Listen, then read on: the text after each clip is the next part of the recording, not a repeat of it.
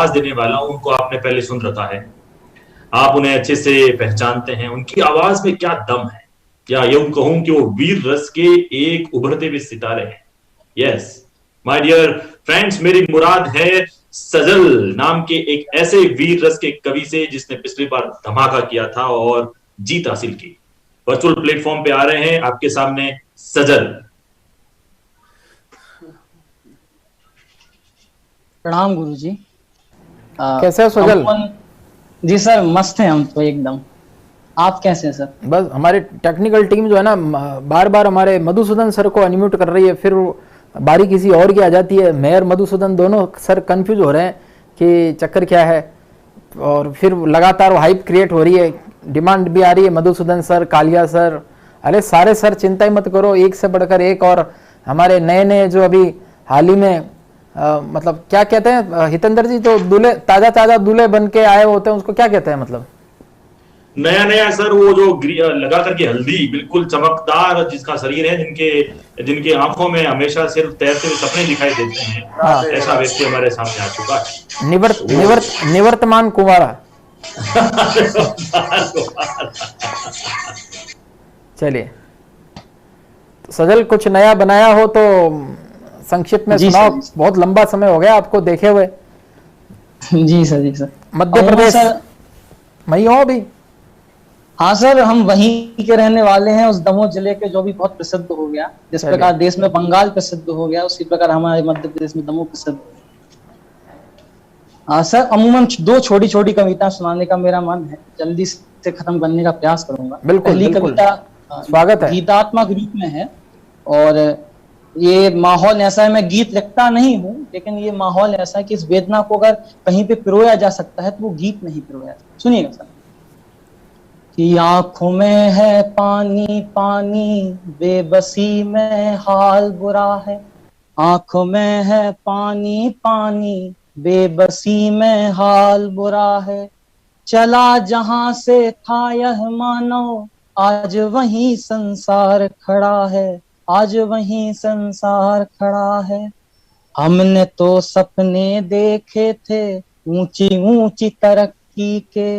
2016-17 में हम ये सोचते थे कि 19, 20, 21 आते आते हमारी देश की अर्थव्यवस्था सिरमौर हो जाएगी, लेकिन क्या पता था कि 20, 21 आते आते हमारी व्यवस्था जरूरतमंदों को सही इलाज तक न दे पाए।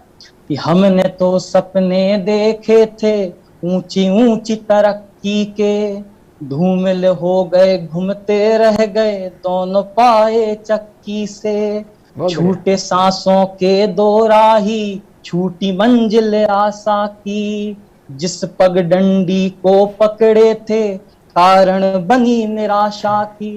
अरे जरा यहाँ पर आकर देखो, जरा यहाँ पर आकर देखो, ठंडी राख हटा कर देखो। जरा यहाँ पर आकर देखो, ठंडी राख हटा कर देखो। देखोगे तो क्या देखोगे, देखोगे तो क्या देखोगे। जगह जगह कंकाल पड़ा है, चला जहां से था यह मानो, आज वहीं संसार खड़ा है। आंखों में है पानी पानी। दूसरा बंद रखता हूँ सर। कि सब देखेगा ऊपर वाला, किसने जोड़ी कितनी माया। 800 के सिलेंडर को 38,000 में बेचने वालों, 1,000 के बेड को 20,000 लगाने वालों, याद रखना जलाने को लकड़ियां तक मैस नहीं हो। सर इस कविता के पीछे एक मैं बता दूं कि 15-20 दिन में अस्पताल में रहा हूं, तो थोड़ा सा तो माहौल ऐसा, इसलिए सुन। कि सब देखेगा ऊपर वाला, किसने जोड़ी कितनी माया। किसने अंधेरी रातों में अपने हाथों दिया जलाया। धन्य है मध्यम वर्ग हमारा, जिसने आधा दिया निवाला।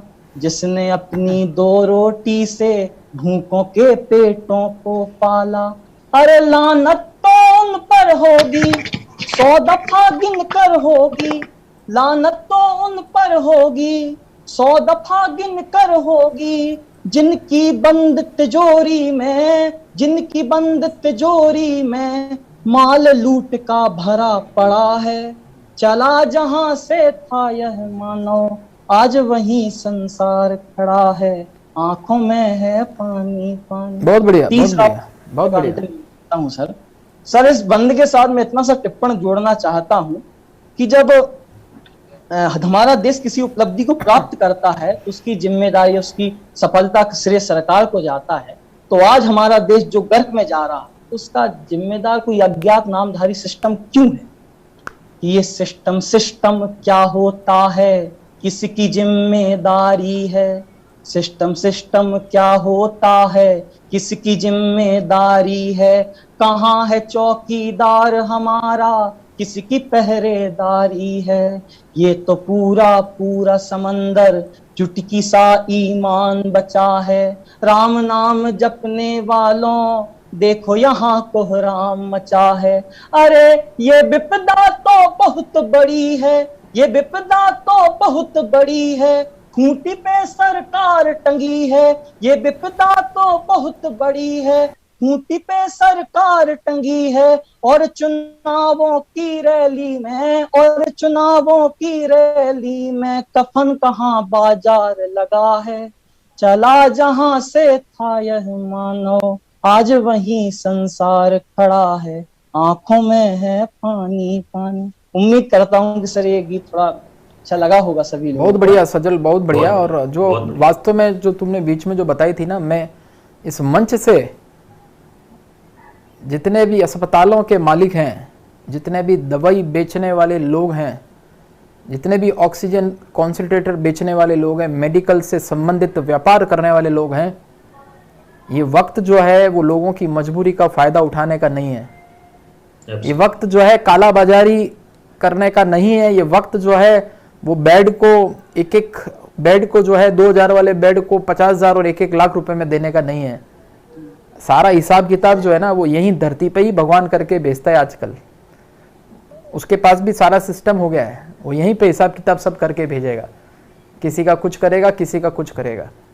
इसलिए जितने भी लोग जो है इस समय जो काला बाजारी जो कर रहे हैं, बीच में एक आया था, एक बहुत जबरदस्त सजल में बताऊं, एक लाइन आई थी मेरे पास में, 2 लाइन आई थी कि जिसका धंधा अभी बंद है वो तो सेवा करने में लगा है, और जिसका धंधा चालू है वो काला बाजारी करने में लगा हुआ है।